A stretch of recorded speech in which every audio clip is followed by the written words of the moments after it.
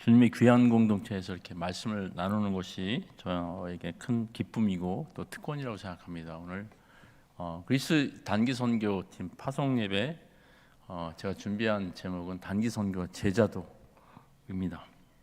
한번 볼까요? 단기 선교 혹시 다녀오신 분들 한번 손 들어 보시겠어요? 네, 내리셔도 이게 단기 선교 안 가도 천국 가는 데는 지장은 없습니다. 근데 좀 심심하죠, 이 단기 선교 안 가면. 네. 오늘 우리가 생각하고 싶은 거는 단기 선교팀 여기 앞에 계신 분들은 왜 가야 하는가? 왜 우리만 가지? 네. 그리고 교회 공동체는 왜 이분들을 보내야 하는가? 이제 그런 얘기인데요. 우리가 예배에서도 이렇게 모이면 우리가 누구인지를 알게 되죠. 또 우리가 다른 분들한테 예수 그리스도를 전하게 되면 우리가 누구인지 알게 되는데, 이 단기 선교는 우리가 누구인지를 확실하게 드러내는 그런 공동체입니다. 저는 회사 생활하면서 그런 생각이 많이 들었는데, 회사의 꽃은 영업이라고 합니다. 우리 사장님이 이야기하셔서 제가 굉장히 실망했어요. 왜냐하면 제가 처음 발령받은 부서는 수입 업무인데 그러면 나를 왜 뽑았지? 그렇게 생각을 했는데, 제가 지내보니까 그 말이 무슨 얘기인지 이해가 되더라고요. 회사가 영업을 안 하면 의미가 없는 거잖아요. 그러니까 우리가 그리스도인들이 아니면 교회가 그리스도를 전하지 않으면 아무 의미가 없는데, 그래서 이 단기 선교를 보내는 것은 우리 교회가 누구인지를 확실히 증명하고, 또 우리가 제가 이렇게 미국에 오니까 영어가 이렇게 생각이 나서 right way에 이렇게 서게 되는 아주 결정적인 거죠. 그리고 교회가 무엇을 해야 하는가 하는 것들을 알게 되고, 또 우리 자신들이 무엇을 계속해서 해야 되는가 하는 것들을 알게 되는 아주 굉장히 중요한 그런 일입니다. 그래서 단기 선교 갔다 와서 이렇게 변하지 않는 사람들은 사람이 아닐 가능성이 굉장히 높습니다. 그러니까 웬만하면 변하고 오는 게 낫죠. 그만큼 이 단기 선교는 굉장히 중요한 이벤트입니다. 단기 선교를 생각할 때 우리가 생각할 수 있는 게 뭐냐면, 지금 12분이 가시는데 이분들은 가는가? 맞는 거죠. 이 가는 거고, 또 우리가 보내는가 하는 걸 생각을 해보면 왜 이게 중요하냐면, 보통 보면 이렇게 단기 선교팀들을 보내게 될 때 주로 교회 공동체가 가는 사람들만 이렇게 신경 쓰고 다른 분들은 관심이 없으세요.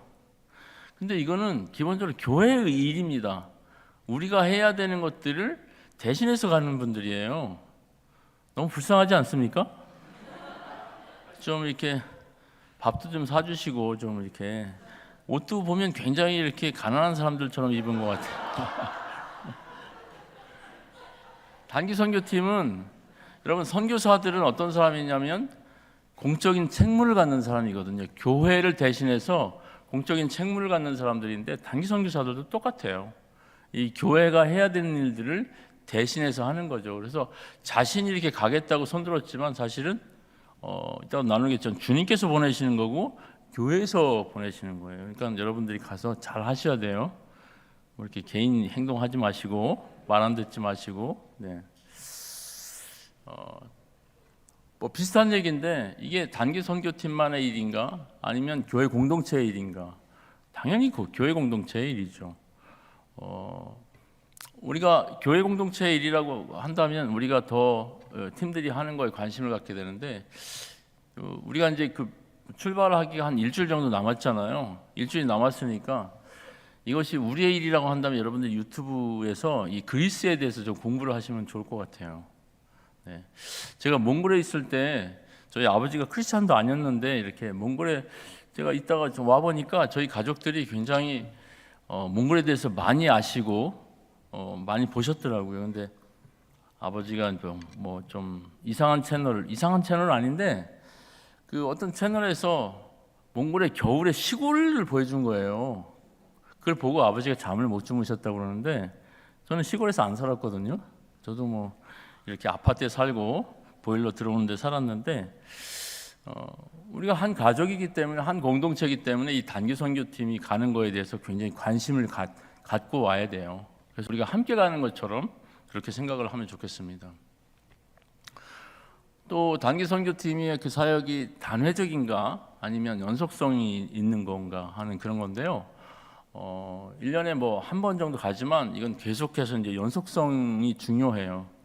그래서 아마 또 작년에 가신 분들이 또 다시 가시는데, 현지인들은 뭐 단기 선교팀 온다 그러면 항상 질문하는 게 뭐냐면 작년에 왔던 분 중에서 누가 와요? 이렇게 질문해요. 근데 만약에 이제 싹 선수 교체하면 또 이렇게 사귀고 그런 것도 되게 어려우니까. 근데 감사하게 작년에 갔던 분들이 또 가시게 되고, 그래서 아마 이렇게 해서 우리가 2, 3년 또 5년 한 10년 정도 이렇게 지나면 뭔가 하나님께서 그 지역에서 하시는 그 열매들이 보이지 않을까 하는 생각이 듭니다. 이벤트인가 일상인가? 제가 볼 때 우리 한국 사람들은 이벤트의 귀재인 것 같아요. 여러분, 우리나라가 뭐 88 올림픽이나 2002년 월드컵 했지만 사실은 뭐 아는 사람들은 다 아는데 우리가 그걸 할 만한 수준은 안 됐다고 합니다. 근데 한국 사람들은 임박하면 잘하는 종말론적인 그러니까 뭐 한국 사람들 많이 준비해서 잘 못하고 그냥 이렇게 확 내일 한다 그러면 확, 그러니까 주님께서 내일 오신다고 얘기를 하는 게 좋을 것 같아요. 그러면 막 믿음이 갑자기 확. 근데 이게 이벤트이지만 또 일상적인 겁니다. 우리가 이번에 그리스의 단기 선교팀 보냈다가 또 필요하면 저는 누구라도 계속해서 이렇게 보낼 수 있을 거라고 생각을 합니다. 보세요, 기차도 응답하잖아요. 네. 그리고 이런 선교 활동을 하면서 우리가 우리 일상도 이렇게 했으면 좋겠다, 이런 아이디어들을 계속 갖게 되죠. 그래서 여러분들이 뭐 모금한다든가 중보기도 한다든가 파송식 한다든가 이런 보고회 할 때 여러분들이 같은 마음으로 좀 동참해 주시면 좋을 것 같습니다.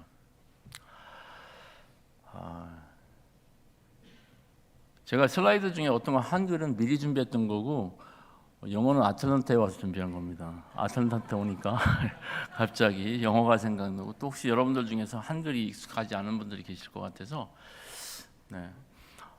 단기 선교팀이 하는 일이 굉장히 다양합니다, 생각보다. 근데 그 중에서 중요한 게 뭐냐면 이 처치 컨그리게이션과 현장의 그 선교사님들과 미션 필드 사이를 연결하는 브릿지 역할을 해요. 그래서 사실 12명이 가는 거는 여러분들 교회가 가지고 있는 여러 가지 역량들을 가지고 가는 거거든요. 그래서 이제 그 현장 선교사를 돕기도 하고 현지를 돕기도 하고, 또 현장에서 일어나고 있는 일들을 이제 사역을 한 걸 가지고 경험한 걸 가지고 오면 현지에서의 부흥이 여기까지 오는 거예요. 그러니까 여러분 헌금 많이 하셔야 됩니다. 제가 펀드레이징 하는 모임은 아닌데 어쨌든 그래서 이 단기 선교팀이 작은 팀이지만 굉장히 중요한 역할을 하게 돼요. 여러분 빌립보서에 보면 에바브로디도라는 사람이 나오잖아요. 여러분 빌립보서는 다른 서신서하고 되게 다릅니다. 다른 서신서들은 되게 교회들이 잘못하고 뭐 문제가 있어서 그러는데 바울이 거기다가는 뭐 항상 기뻐하라, 그리고 마지막에는 뭐 너희들이 하나님께서 너희 필요한 것들을 모두 채우시라, 이렇게 약속한 교회는 빌립보 교회밖에 없었습니다. 왜냐하면 빌립보 교회가 계속 사도 바울을 도왔고 그 에바브로디도를 보내가지고 그 사역을 일으켰거든요. 그러니까 이번 팀들이 그런 역할을 하기 때문에 단기 선교팀들이 굉장히 이 교회와 선교지에 있는 브릿지 역할에 중요한 역할을 하게 됩니다. 단기 선교팀도 굉장히 많이 배우게 되죠. 첫 번째로는 세상이 어떤 상황에 있는가를 보게 되는 것 같아요. 아마 거기 이번에 가시면 또 난민들 보게 되면 특히 저는 굉장히 그 아프가니스탄 난민들을 만난다는 얘기 듣고 굉장히 흥분했거든요. 제가 어제도 우리 조 목사님하고 저기 클락스턴 가가지고 우리 아프가니스탄 식당에 갔거든요. 여기 같은 마음을 가지려고. 그래서 저희가 치킨 이런 걸 맛있게 먹었는데 가보면 하나님께서 그 지역에서 어떤 일들을 좀 이따 그 얘기구나. 세상이 어떻게 돌아가는지 우리가 여기만 있으면 세상이 잘 어떻게 돌아가는지 잘 모르잖아요. 와, 저는 여기 아틀란타에 보니까 이렇게 나무가 많은 동네는 처음 보는 것 같아요. 그럼 여기 사는 사람들은 세상에 나무가 이렇게 많은 줄 아는데 저 중동에 가면 산에 정말 이렇게 돌멩이만 있습니다. 네. 그 사람들은 태어나서 모든 산은 돌멩이가 있구나 이렇게 하다가 아틀란타에 오면 이게 아닌 게 왜냐면 굉장히 다를 것 같아요. 또 세상이 어떤 것을 필요로 하는가? 세상은 예수 그리스도를 필요로 하고 복음을 필요로 하죠. 이런 것들을 배우게 되죠. 그리고 매우 중요한 게 뭐냐면 하나님의 선교를 미션 오브 갓, 하나님이 세상에서 무엇을 하시는가 하는 것들을 경험하게 돼요. 사실 이것이 하이라이트인데 우린 여기에 있어서도 하나님께서 이 아틀란타에 무엇을 하고 계시는가를 우리가 늘 생각하는 게 그 영성입니다. 근데 특히 단기 선교팀은 이 가게 되면 훨씬 더 거기에 예민하게 되죠. 그래서 하나님께서 이 그리스 지역에서 데살로니키 지역에서 어떤 일을 하시는가를 경험하게 되고 또 지금이 어느 때인가를 알게 돼요. 오늘도 우리가 찬양했지만 사실은 세상이 안전하다고 할 때가 사실은 계속 종말적인데 지금 종말론으로 계속 가고 있는데 그런 것들에 대해서 눈이 열리게 됩니다. 그러면 그런 경험을 하면 다시는 전에처럼 살기는 어려운 거죠. 괜찮으세요? 네. 그래서 완전히 훨씬 변해서 여러분들이 오게 됩니다. 그리고 또 이제 미셔널 디사이플십, 아까 나눈 것처럼 우리는 누구지? 나는 누구지? 이런 생각들을 하게 돼요. 사실은 우리가 이거는 그리스도 안에서 거듭나게 되면 자기가 누군지를 알게 되는데 우리가 믿음이 성숙한다는 하는 것은 자기에 대해서 훨씬 더 잘 알게 되는 거죠. 또 중요한 게 뭐냐면 나의 직업, 우리 가족, 내가 하는 일들이 하나님의 선교에 어떤 관련이 있는가 하는 이런 부분이에요. 그래서 여러분들이 단기 선교 가면 보통 자존감이 되게 높아져서 오는데 왜냐하면 여기는 하도 이렇게 뭐라 그럴까 하이 테크놀로지, 하이 이렇게 소사이어티이기 때문에 여러분들이 열심히 해도 별로 티가 안 나잖아요. 제가 몽골에서 찬양 인도자였거든요. 어떻게 그렇게 보여요? 막 이렇게 예술적으로 안 보이죠? 그래서 제가 찬양 인도를 한다고 우리 아버지한테 말씀드렸더니 호랑이 없는 골에 토끼가 왕이구나. 그렇게 또 묵상을 하시더라고요. 그러니까 그 정도로 우리의 정말 하나님께서 우리를 정말 내가 가지고 있는 기준이나 이런 것들을 귀하게 사용하시는 거 이런 것들을 경험하게 되면 자존감이 굉장히 높아지고 우리가 평소에 하는 일들이 하나님의 선교와 어떤 관련이 있는지를 알게 되는 거죠. 네.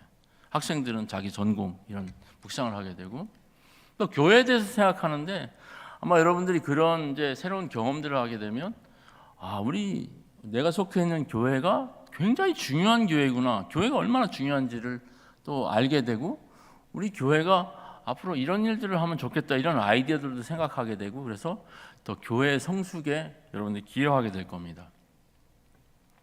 이런 것들을 우리가 한마디로 말하는 게 spiritual awakening이라고 하는 거죠.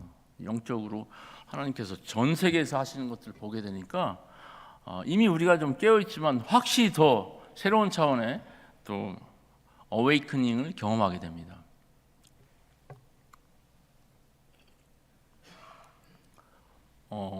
오늘 제가 여러분들하고 나누고 싶은 핵심이 이건데요. 주님의 주제권, 로드십이죠. 로드십 앤 디사이플십인데 누구든지 나를 따라오려거든 자기를 부인하고 날마다 제 십자가를 지고 나를 따를 것이니라.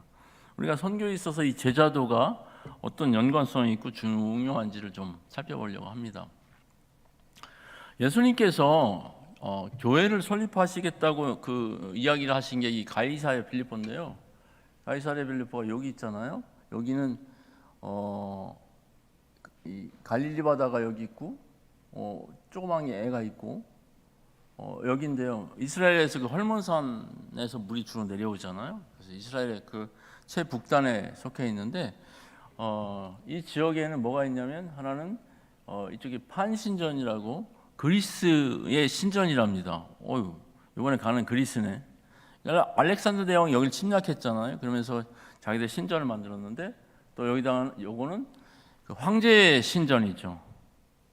그러니까 이 가이사랴라고 하는 게 황제잖아요.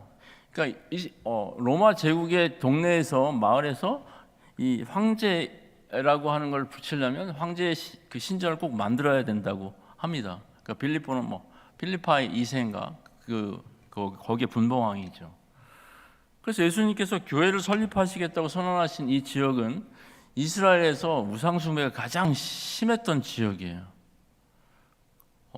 왜 예수님께서 그 지역에 가서 교회 설립을 하셨는가? 그래서 여기 보면 이 바위가 있잖아요. 이 바위가 헬라어로 그리스어로 페트라잖아요.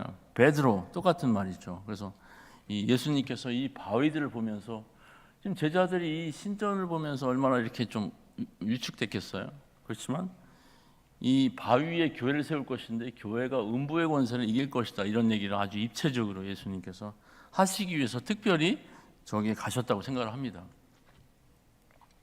근데 예수님이 교회를 세우시겠다고 얘기하시면서 두 가지 질문을 하세요. 사람들이 나를 누구라 하느냐, 그리고 너희는 나를 누구라 하느냐. 이게 우리가 수련회에서도 아담아 내가 어디 있느냐, 이 질문 가지고 이야기를 했는데, 이 질문은 그 아담에 대한 질문이 확장된 질문이라고 생각을 합니다. 이 두 가지 질문이 굉장히 중요한 질문이에요. 우리한테, 그리고 세상 사람들한테도 굉장히 중요한 질문이에요. 이 지구에 있는 지금 82억의 모든 사람들이 저 질문에 대해서 대답을 해야 됩니다. 할 책임이 있는 거예요. 그리고 저것이 우리의 선교의 과제입니다.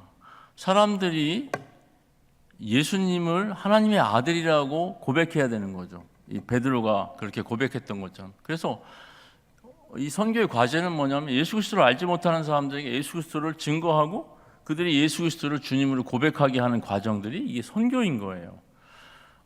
그리고 우리 자신들이 그런 일을 해야 되는 증인으로서 있는 거예요.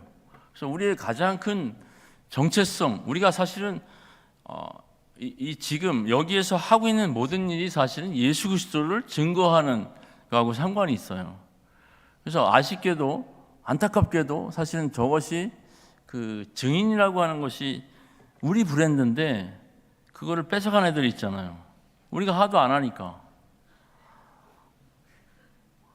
그래서 어떤 단체는 그 모토가 저거거든요. 같이 한번 영어니까 읽어볼래요? 시작. To know Christ and to make Him known. 이것이 우리가 이 세상에서 해야 될 전부예요. 우리가 예수 그리스도를 알고 예수 그리스도를 사람들로 하여금 알게 하는 것, 이것이 우리의 삶의 전부예요. 그러니까 이번에 단기 선교팀이 가서 하는 일이 그겁니다. 그래서 우리가 그 일을 위해서 이 팀을 파송하는 거고, 사실 저것이 저 두 가지 질문이 우리가 예수 그리스도를 믿고 천국 가기 전까지 해야 되는 두 가지 가장 중요한 일이고, 그것이 교회가 있는 이유고 그렇습니다. 지금 예수님은 그런 질문들을 하는 거죠. 여러분, 교회를 무엇이라고 말할까 생각할 때 가장 핵심적인 거는 하나님 나라의 대리인이라고 하는 거예요. 에이전트라고 하는 거죠. 예수님께서 교회를 세우시겠다고 말씀하시면서 크게 두 가지를 얘기하셨는데, 이 교회가 음부의 권세를 이길 것이다 하는 그런 얘기를 하셨어요. 여러분, 이 세상에 많은 그 기관들이 있죠. 백악관도 있고 지금 러시아에 크레물린 궁도 있지만 그런 데가 음부의 권세, 죽음의 권세를 이기지는 못하잖아요. 이 세상에서 죽음의 권세를 이길 수 있는 데는 교회밖에는 없습니다. 그래서 교회는 이 세상에서 가장 위대한 공동체입니다. 전에 어떤 목사님이 대통령의 어드바이저로 있을 때 그 대통령한테 그런 목사님이 질문을 했다고 해요. 당신은 이 교회를 운영하는 게 더 어렵다고 생각합니까? 국가를 운영하는 게 더 어렵다고 생각합니까? 그러니까 그 대통령이 당연히 국가죠. 그렇게 이야기를 했다고 하는데, 사실은 하나님께서는 이 국가의 운명, 세상의 운명을 교회에게 맡기셨거든요. 그래서 교회가 훨씬 중요하고 어려워요. 그리고 예수님께서는 그 교회 공동체에게 뭘 주셨냐면 천국의 열쇠를 주신 거예요. 하나님 나라의 열쇠를 주신 거죠. 그래서 이 세상의 불행은 뭐냐면 사람들이 예수 그리스도를 알지 못하는 것이 가장 큰 불행이고, 두 번째 불행은 예수 그리스도를 안다고 하는 사람들이 교회를 가볍게 생각하는 게 이게 불행 중에 불행입니다. 그러니까 우리가 정말 이 위대한 일을 위임받았으면서도 세상에서 그런 역할들을 제대로 못하고 있는 게 지금 우리한테 큰일이죠. 그래서 우리가 이런 이벤트를 통해서 정말 주님께서 우리에게 어떤 사명들을 맡겨주셨는지를 다시 생각하고 다시 회복하고 그쪽으로 나아가야 되는 그런 사명이 있습니다. 그런데 제자도라 예수님께서 말씀하신 그 제자도의 이게 스토리의 흐름이 있습니다. 배경이 있는데요. 예수님께서 분명히 교회를 세울 걸 말씀하셨고 교회가 음부의 권세를 이기고 그다음에 교회가 천국의 열쇠를 주실 것을 말씀하셨어요. 근데 거기까지는 좋았는데 그 다음이 문제였죠. 예수님께서 예루살렘에 가서 고난을 받고 십자가에 죽으시고 부활하실 것을 이야기를 하셨어요. 근데 그 다음에 문제예요. 베드로가 여러분 그리하지 마옵소서 이 일이 절대로 죽게 일어나지 않을 것입니다. 어떻게 생각하세요, 여러분들? 베드로가 충성스러운 제자여서 이거는 사람이 주님한테 할 수 있는 얘기가 아닙니다. 우선 그리하지 말라고 하는 것도 이 베드로가 해서는 안 되는 얘기죠. 예수님께서 그렇게 하시겠다는데 주님께서 하시겠다는데 자기는 마음에 안 든다는 거예요. 그렇게 하지 말라고. 근데 저는 생각에 이게 단순한 말 같지만 교회의 역사 2000년이 거의 저 말의 연장인 것 같아요. 하나님께서는 이쪽으로 하고 싶은데 이렇게 우리한테 더 좋은 아이디어가 있거든요. 그러니까 그렇게 하지 마시옵소서. 그래서 교회는 2000년 동안 거의 자발적으로 선교한 적이 없습니다. 놀랍죠? 제가 그 퍼스펙티브라는 그 선교 훈련에 주로 역사적 관점을 많이 강의했는데 교회는 거의 자발적으로 간 적이 없어요. 거의 비자발적으로 갔고 오히려 복음의 대상들이 오게 해서 복음을 알게 되는 여태까지 사실은 하나님 나라가 그렇게 이어온 게 기적인데 지금 베드로는 그런 얘기를 하고 있어요. 그게 앞으로 예수님께서 이 교회를 맡길 그 수장 리더십이 할 얘기는 아니죠. 정말 예수님도 저 얘기 듣고 예수님도 정말 근심 많이 하셨을 것 같아요. 근데 뒤에 있는 얘기도 대박이에요. 이 일이 절대로 죽게 일어나지 않을 것입니다. 제 생각에는 베드로가 저렇게 하고 그 다음날 감기 걸렸을 것 같아요. 여러분 그런 얘기 있잖아요. 한국말에서 절대라는 말은 절대 하지 마세요. 그런 말이 있잖아요. 그건 인간이 할 수 있는 말이 아닙니다. 그러니까 이거는 예수 그리스도의 주권을 침범하는 그런 부분인데 이건 잘 생각해야 되는데 뭐냐면 우리가 신앙생활을 한다고 하면서도 계속해서 우리의 주재권을 예수 그리스도의 러드십을 침범하는 경우가 있어요.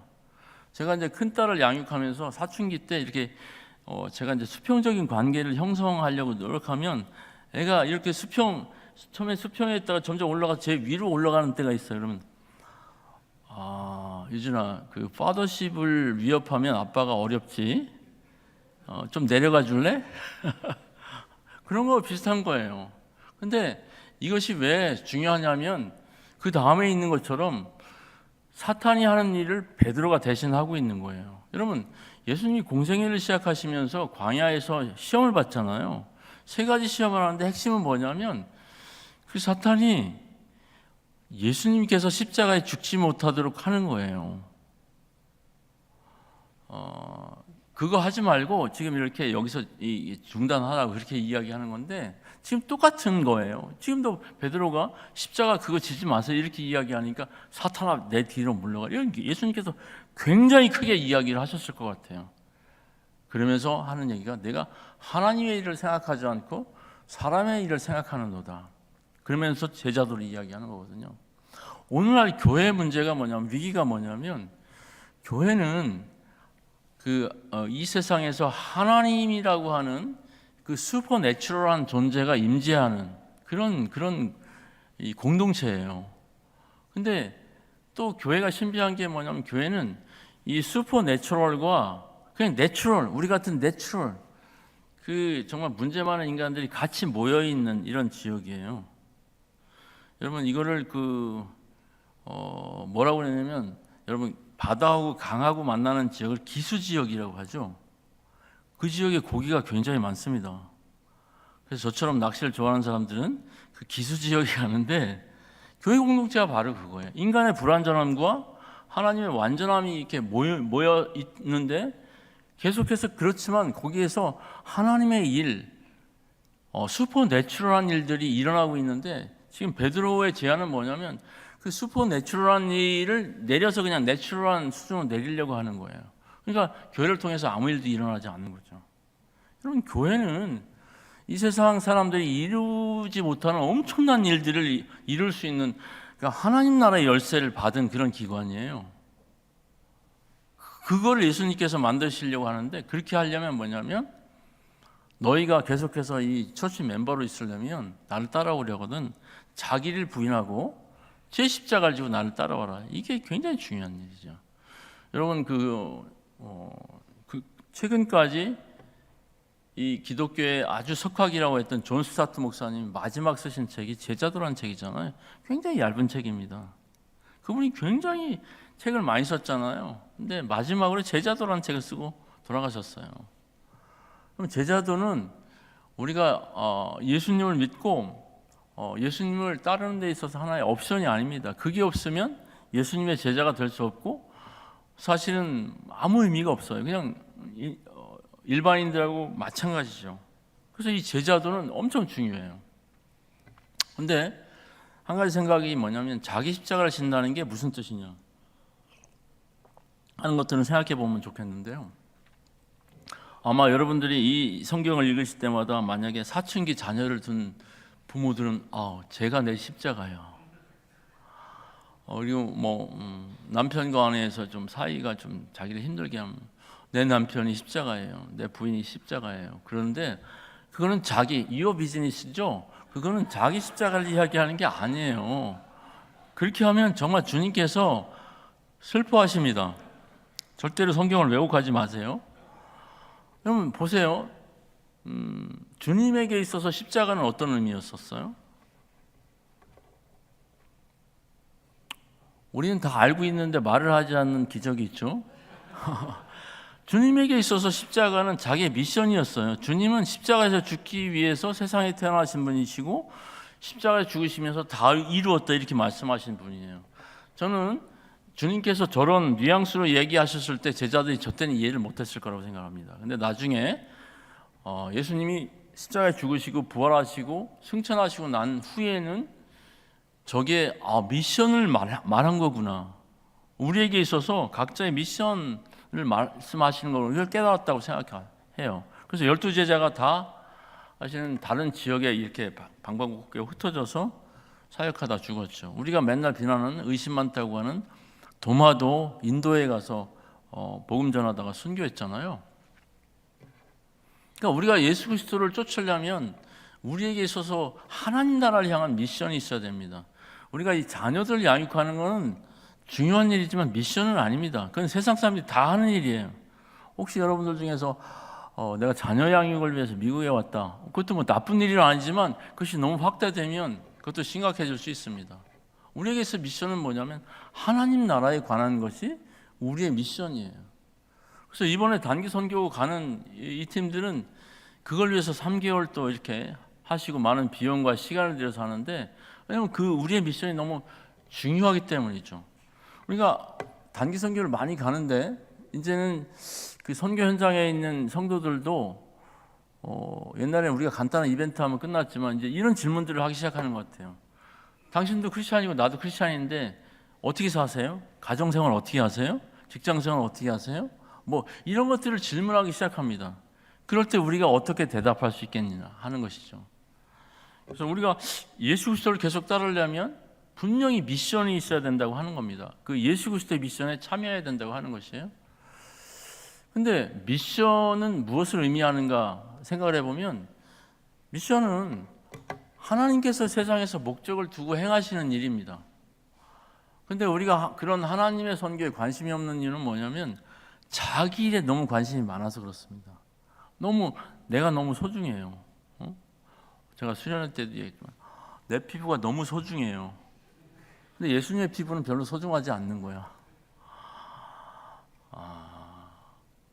우리가 하나님의 선교에 참여한다고 하는 것은 영적으로 깨어 있는 거예요. 깨어 있는 사람들만이 안 믿는 영혼들에 관심을 갖게 되고 하나님이 무엇을 하시는지 관심을 갖게 됩니다. 우리가 자녀들 보면 철이 들었다고 하는 건 뭐냐면 아빠, 엄마의 일에 관심을 갖는 걸 이야기합니다. 그래서 제가 사춘기 아이들한테 주로 너는 아빠 회사에 가본 적 있니? 아빠가 뭐 하는지 아니?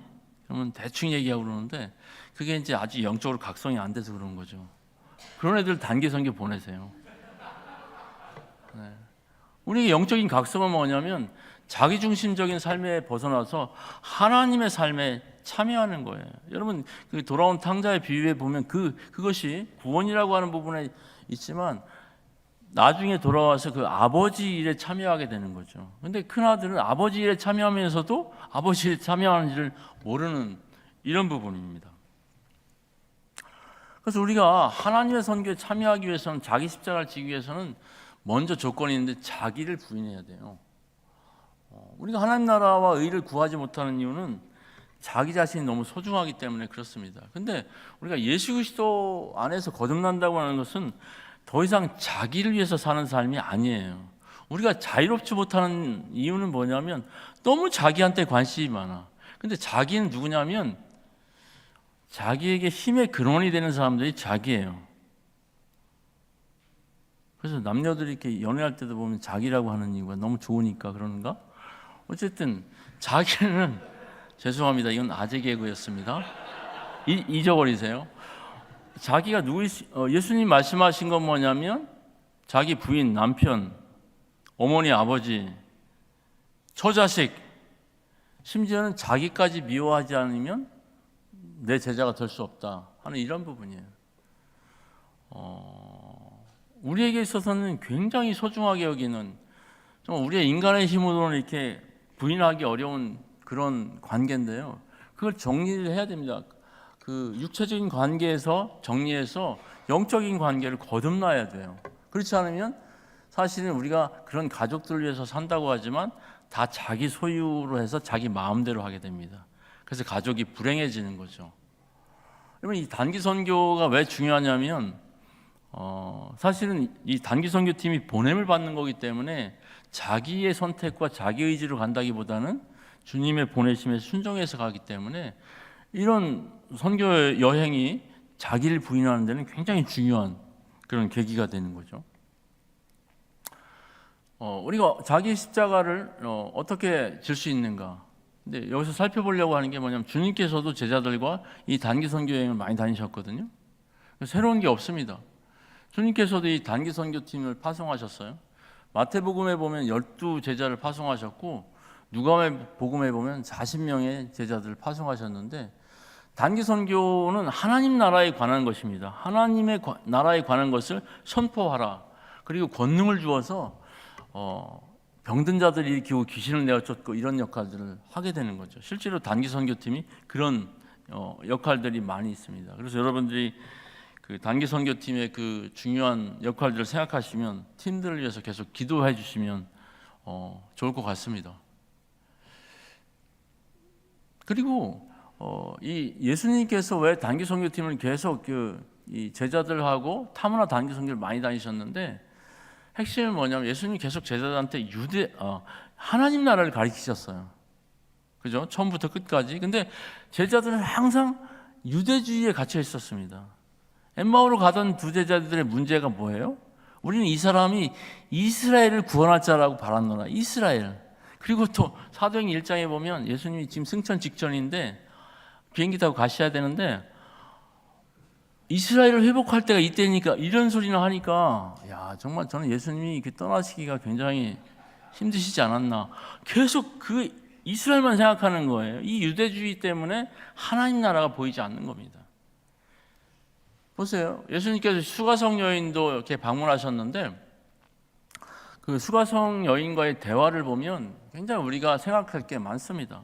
사실은 예수님께서 저 길로 방문하셨던 이유가 뭐냐면 저 여인 한 여인을 구원하셔야 되고 또 하나 그 수가성 사람들을 구원하시기 위해서 의도적으로 가셨는데 더 중요한 건 뭐냐면 제자들을 훈련시키시기 위해서 지나갔다는 거예요. 근데 너무 재밌는 건 뭐냐면 예수님 저렇게 전도하고 있는데 제자들 먹을 거 사와요. 자기들 사마리아 사람들 싫어하면서 먹을거리 사온단 말이에요. 우리나라 사람들, 일본 사람들은 되게 싫어하면서 저처럼 스시는 좋아한다. 그러니까 막, 근데 제자들한테 더 힘들었던 거는 그거였던 것 같아요. 근데 수가성 사람들이 초청을 했잖아요.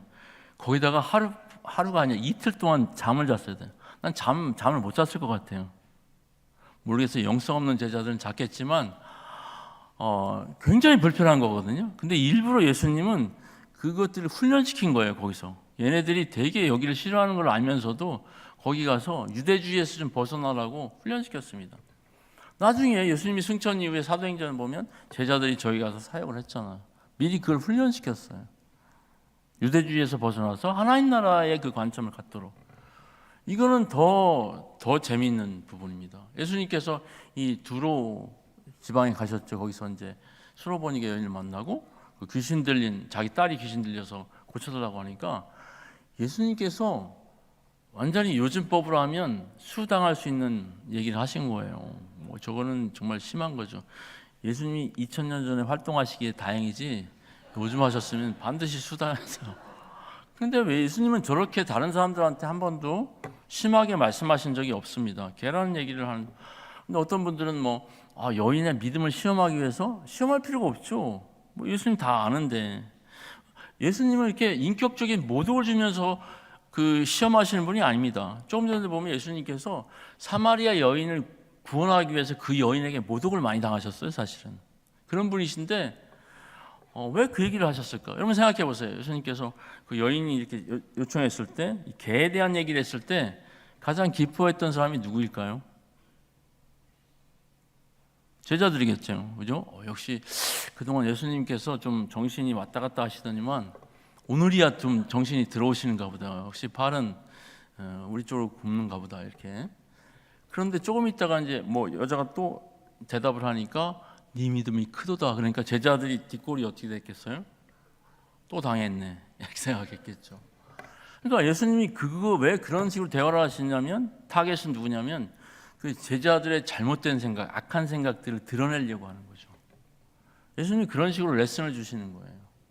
우리가 이런 타문화 단기 선교를 통해서 사실은 우리가 의도적이지 않지만 우리가 가지고 있는 이 유대주의 이런 것들을 발견하게 됩니다.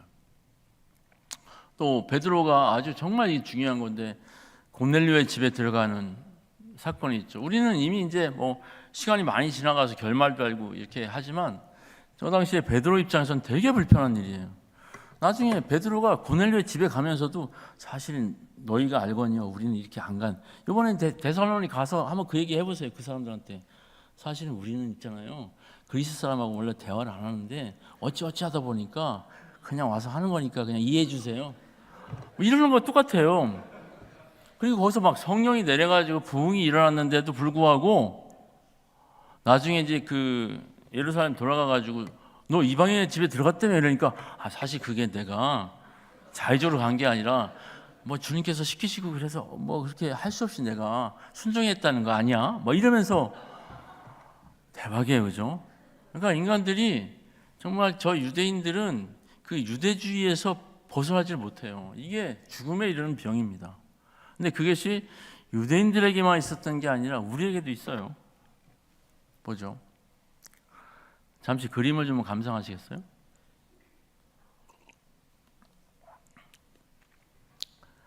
저 영어 옆에 이렇게 박스가 보이세요, 이게?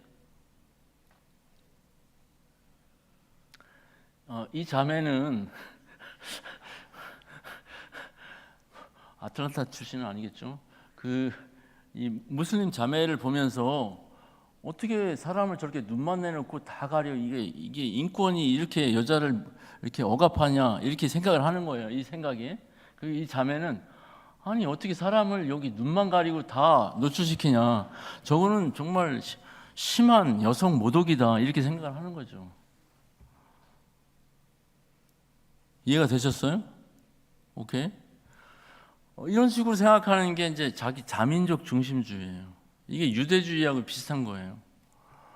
그러니까 우리나라 사람들은 정말 이런 게 있죠. 단일 민족인 이런 얘기를 하고 우리가 누굽니까? 대답해 보세요. 여기는 배달의 민족 그 주문 안 하는구나. 그런 얘기하고, 한국 사람들은 제일 못하는 게 다양성이라는 코드가 없어요. 저는 학교에서 왜 아이들이 왕따시킨다고 생각하냐면, 한국에선 다른 거는 잘못된 거야, 틀린 거야. 네. 뭐 이런 것들이 있죠. 근데 이런 것들이 저는 여러분들이 이민자로서 이 소수민족에 대한 또 열등감으로 나타난다고 생각해요. 여러분, 열등감과 우월감은 뿌리가 똑같습니다. 교만함이에요, 둘 다. 왜냐하면 그 중심을 자기한테 두기 때문에 그래요. 예수 그리스도께 두지 않고. 저는 자민족 중심주의도 다른 사람들 보는 시각을 예수 그리스도의 시각으로 보는 게 아니라 자기 시각으로 보는, 자기 중심적으로 보는 게 그게 그 유대주의예요. 그래서 한국 사람들은 예수님을 생각할 때도 한국적인 예수 그리스도를 생각을 해요. 네. 우리에게는 뭐 지금 상황에서 여러분들에게는 이런 게 있을 수 있을 것 같아요. 여기 와서 사는 이 온갖 생각들이 우리가 아메리칸 드림을 가지고 있잖아요. 저도 중학교 때부터 아메리칸 드림을 갖고 있었는데 주님께서 저희 소원을 들어주셔서 제가 달라스에서 살았습니다. 저도 뭐 아메리칸 드림을 갖고 왔습니다. 근데 그것은 한편으로는 좋은 일이고 감사한 일이지만 우리가 조심해야 되는 건 뭐냐면, 여러분들은 한국적인 한국 사람에다가 미국에 와서 또 그 안에서 소수민족으로서 이 겹쳐진 훨씬 더 복잡한 이런 것들이 있어서 굉장히 조심해야 될 것 같아요. 만약에 우리가 이런 상황에서 유대주의를 벗어난다고 한다면 이런 거죠. 제가 이런 말 써봤는데, 코리아니즘, 주다이즘처럼, 네. 그래서 비욘드 코리아니즘. 그래서 우리가 지금 이 아틀란타에 와서 살고 있는데, 우리 지난번에 수양에서도 좀 나눴지만, 우리가 왔는가 아니면 하나님이 보냈는가, 이게 굉장히 중요한 질문입니다. 물론 팩트는 우리가 온 거죠. 그렇지만 그 요셉이 이야기한 것처럼 그 형들이 나를 팔았지만 사실은 하나님께서 나를 먼저 보내셨다. 많은 사람들 구원하시려고 보냈다. 그리스도인들은 정체성이 보냄을 받은 사람들이에요. 그것이 보냈다고 하는 것이 미션입니다. 그러니까 우리가 미셔널한 삶을 살려면 하나님께서 나를 보내셨다고 믿어야 합니다. 하나님께서 나를 보내셨다고 믿지 않으면 자기중심적으로 살게 돼요. 그리고 굉장히 힘든 삶을 살게 돼요. 그리고 특별히 하나님께서는 이 흩어져 있는 디아스포라 코리안들을 향해서 엄청난 일들을 하셨습니다. 전 세계 여러분들뿐만 아니라 지금 사실은 미주에 있는 이 한인교회들도 세계 선교에 굉장히 기여를 많이 했어요. 그래서 하나님께서 흩으시는 거죠. 제가 생각할 때는 이 디아스포라들은 굉장히 하나님께서 특별하게 이렇게 핸들링 하시는 것 같아요. 성경의 역사가 사실은 디아스포라의 역사입니다. 구속사가. 아브라함도 자기 고향을 떠나서 살죠. 나중에 그 요셉과 그 후손들도 또 이집트로 하죠. 계속 이 성경의 역사가 디아스포라 역사인데, 그래서 사실은 여러분들은 굉장히 하나님 나라에 있어서 중요한 그런 콜링을 받고 있고 보내심을 받고 있는, 그래서 여러분들이 여기 와서 왜 일을 하는가, 이것이 하나님 나라하고 굉장히 밀접한 관계가 있습니다. 우리는 뭐 단지 자녀들 뭐 교육시키고 우리 생존하기 위해서 일하는 게 아니죠. 하나님 나라의 위대한 그런 보내심을 받고 왔죠. 그래서 우리가 관심을 가져야 되는 건 뭐냐면, 우리 가족이 어떻게 서바이벌 할 것인가가 아니라 내가 섬겨야 할 이웃은 누구인가. 네, 그거예요. 네. 그래서 어제도 제가 우리 조 목사님하고 그 아프가니스탄 식당에 갔는데, 얘네들이 개업한 지가 며칠 안 돼서 되게 이렇게 초보야. 그래서 뭐 메뉴도 잘 못 만들고 해서 얘네들하고 이 초보들하고 사귀는 게 훨씬 유리하거든요. 그럼 많은 친구들, 여기가 딱 보니까 아지트여서 고기만 잘 점령하면 앞으로 많이 여러분들이 그 식당에 가고, 그 옆에 식당은 또 네팔 식당이 있습니다. 그러니까 그런 사람들이 우리가 섬겨야 될 사람들이에요. 네.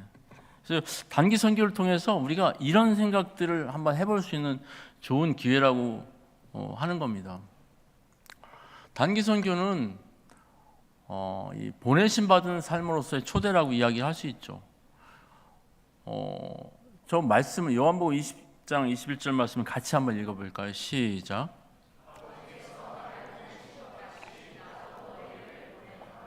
네. 이 얘기는 우리가 아는 것처럼 예수님께서 부활하신 다음에 제자 공동체에 찾아오셔서 처음 하신 얘기예요. 물론 요 말씀하시기 전에 먼저 하신 얘기는 Be peace with you. 평안이 너에게. 평안은 선교의 목표입니다. 그리고 하나님 나라의 핵심적인 증거예요. 그 얘기를 하시면서 아버지께서 나를 보내신 것 같이 나도 너희를 보내노라.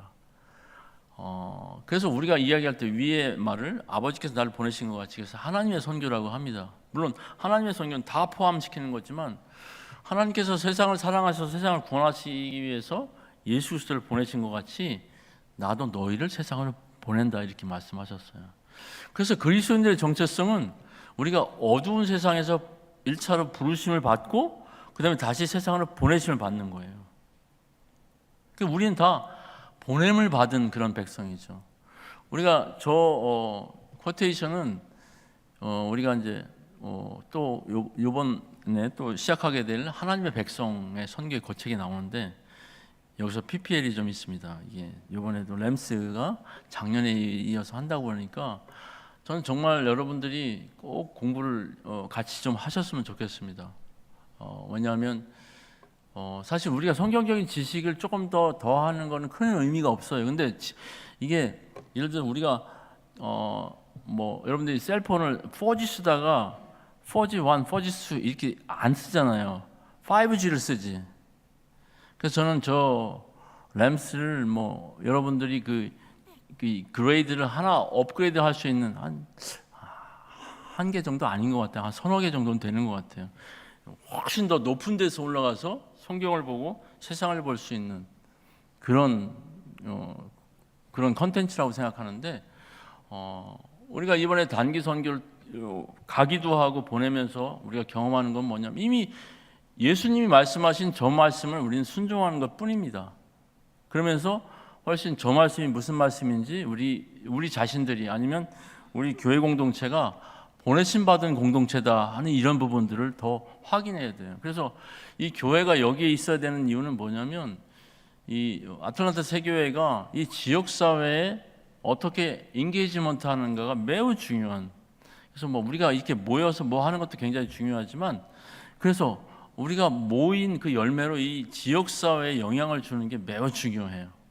그래서 요번에 이제 우리가 그리스에 이 팀을 보내서, 우리가 이 팀들 보낸다고 해서 그리스가 확 달라질 것 같지 않지만 뭔가 하나님이 하실 거예요. Something happen이에요. 여러분 이런 팀들을 작게 생각할 게 아니라, 여러분들 오늘날 우리가 위대하게 생각하는 유럽의 역사를 바꾼 사람들은 누구냐면 바울과 바나바예요. 안디옥 교회가 바울과 바나바를 웨스트로 보내면서 이 유럽의 역사가 바뀐 겁니다. 그 전까지는 유럽이 다 야만인들이었어요. 여러분, 한 교회가 할 수 있는 일은 위대하다니까요. 유럽의 역사를 바꾼 교회는 안디옥 교회입니다. 그처럼 또 우리도 그것까지는 아니지만 하나님께서 이런 보내는 역할을 통해서 어떤 역사를 써가실 거라고 저는 믿습니다. 마지막 슬라이드인데요. 아까 보신 것처럼 이번에 단기 선교를 가시는 12분은 우리는 왜 가야 되지? 그렇게 생각할 때 예수님께서 분명히 12명의 제자를 보낼 때, 아니면 70명의 제자들 보낼 때 예수님께서 리크루트 하셔서 예수님께서 보내신 거예요. 선교사도 자기가 헌신해서 가는 게 아닙니다. 예수님께서 리크루트 해서 순종할 뿐입니다. 그래서 여러분들은 주님께서 여러분을 리크루트 하셔서 보내는 거고, 또 교회가 주님께서 이분들을 이번에 선발하셔서 보내는구나, 이렇게 믿어야 합니다. 그래서 우리가 헌금으로도 참여하고 기도로도 참여하고 여러 가지 재능 기부로 참여하고 사실 같이 가는 겁니다. 제가 선교사가 되기 위해서 싱가포르에서 훈련 받았을 때 ACTI라는 기관이었는데, 거기 딘이 마지막에 저희들 이렇게 졸업 파송 예배를 하면서 이렇게 이야기하는 거예요. 여러분들이 여러 나라 어디 갈 건데 나도 같이 갈 거라고 그렇게 이야기를 하면서 눈물이 글썽글썽하는 거예요. 저는 그분이 예수님을 대신해서 말씀하셨다고 생각을 합니다. 그래서 이 교회는 12명을 보내는 거죠. 그러면서 우리가 아, 우리는 세상에 보냄받은 공동체구나, 이런 것들을 다시 확인하게 되고, 어떻게 하면 우리 교회가 더 세상에 보냄받은 교회로서의 역할을 잘 할 수 있을까, 이런 부분들을 이번에 그리스 단기 선교를 통해서 우리가 경험하고, 또 하나님께서 어떤 일인지 모르지만 놀라운 일들을 행하실 거라고 우리가 기대하고 기도하시면 좋겠습니다. 함께 기도하겠습니다.